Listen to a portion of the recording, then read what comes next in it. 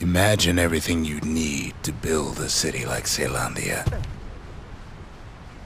It takes hard work and planning, and it also takes Burstone Quarry. The Ura tunnels beneath the quarry must have softened the blow from the calamity. Same goes for its natives, Rattletails.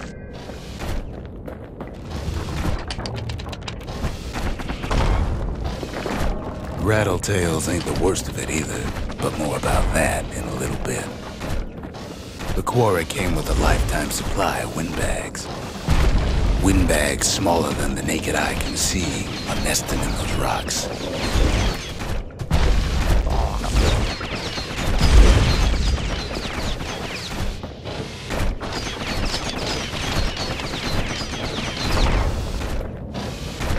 Not only are these rocks a source of life, we found that the oldest ones remember things.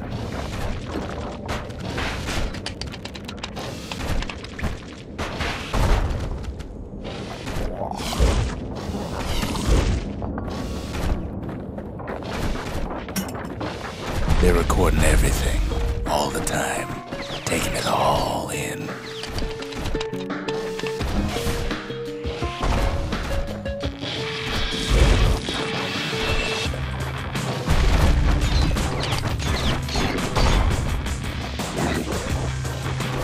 But there was even more to it than that. No wonder all those beasts were drawn to the quarry. The rocks were calling them.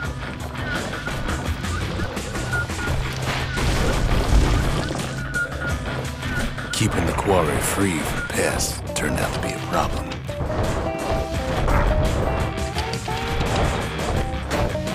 Windbags tended to the rocks, so we had to keep the Rattletails at bay.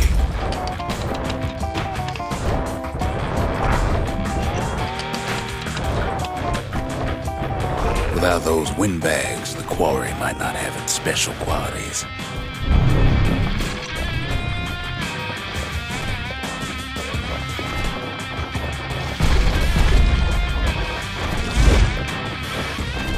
Even stink eyes started taking root in here.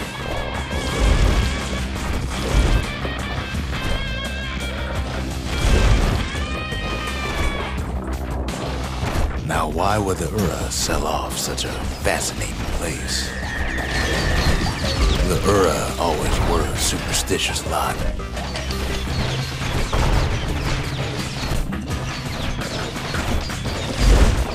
Might be the gods told them the quarry's bad news.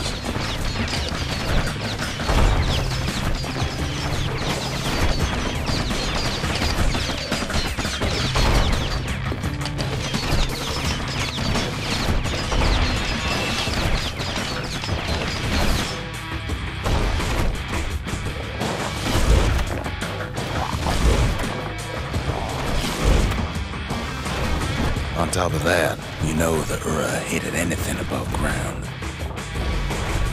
Might be the quarry just got too much sunshine for their liking.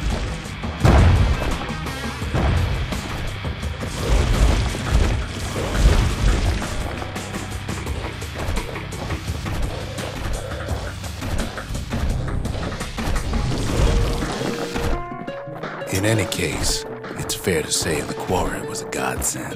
Those rocks, all polished to a mirror sheen.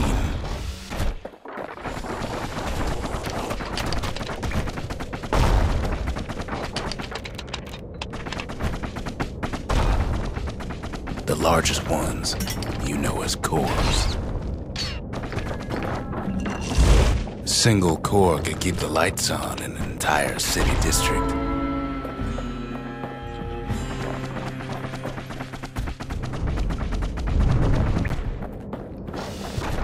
The smaller ones, we call them shards.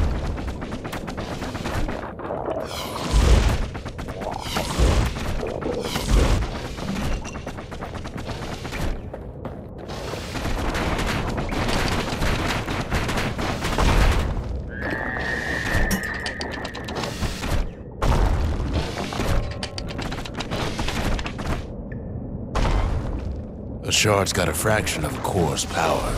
Enough to fuel a voyage to the motherland.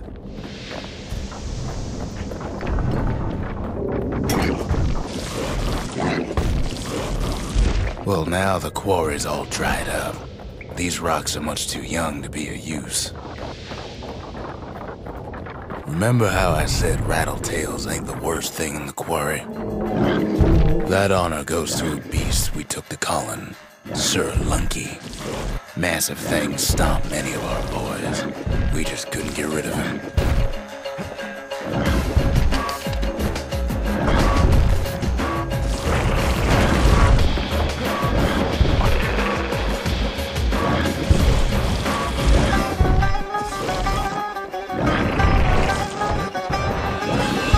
Could get stubborn old Lunky to leave the quarry alone.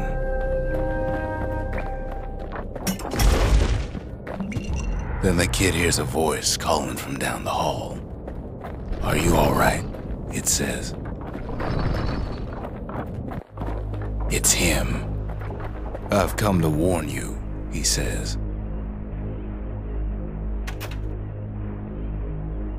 "The Bastion is under siege. Let it fall. You should not go back."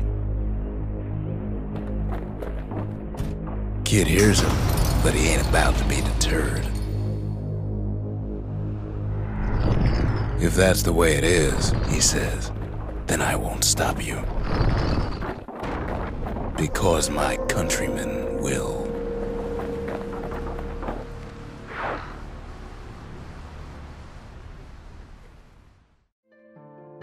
Say what you will about Zulf, but he's a man of his word.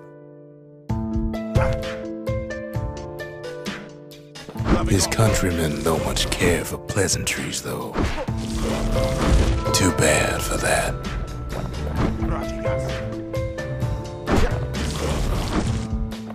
Zulf showed him the way here, and here they came to take revenge.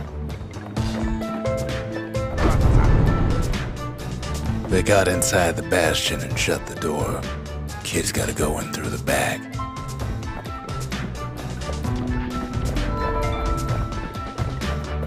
I should have told him sooner about all this. To make matters worse, seems the Ura took the girl.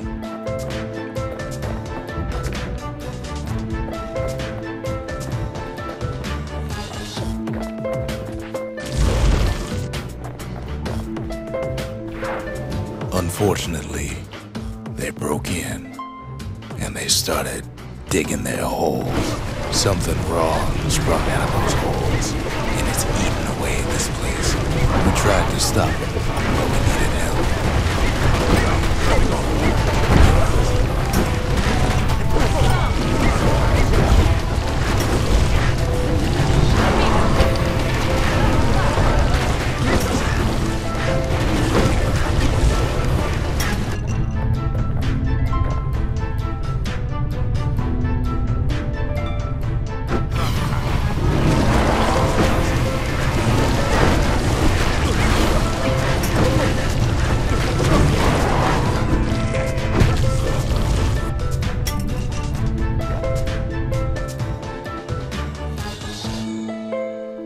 Somehow, some way, he sends those Ura packing. Problem is, it didn't matter. Zulf's plan worked. We find each other as the dust settles. Then I tell him why the Ura came. To get us back for the calamity. It was Caelandia's master plan to wipe the Ura out. But part of that plan backfired, didn't it? If only Zulf knew the whole story. What were we to think? They must have got her, taken her back to her rightful home.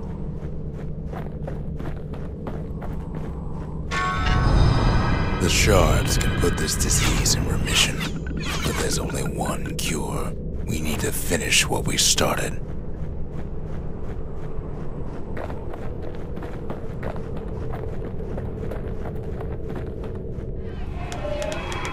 The country, she's all to pieces now, but still looking good. The Mercy, the windbags ain't the only beast that drew a bad lot. The a conscience. We haven't lost everything, long as we have that.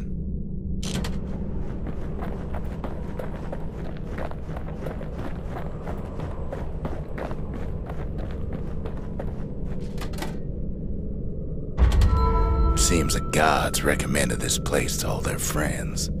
Now all we need is one last shard. The Ura swooped down from the east. At least now we know the way. Urzendra Gate used to lead down to the terminals. Now it leads up to the stars.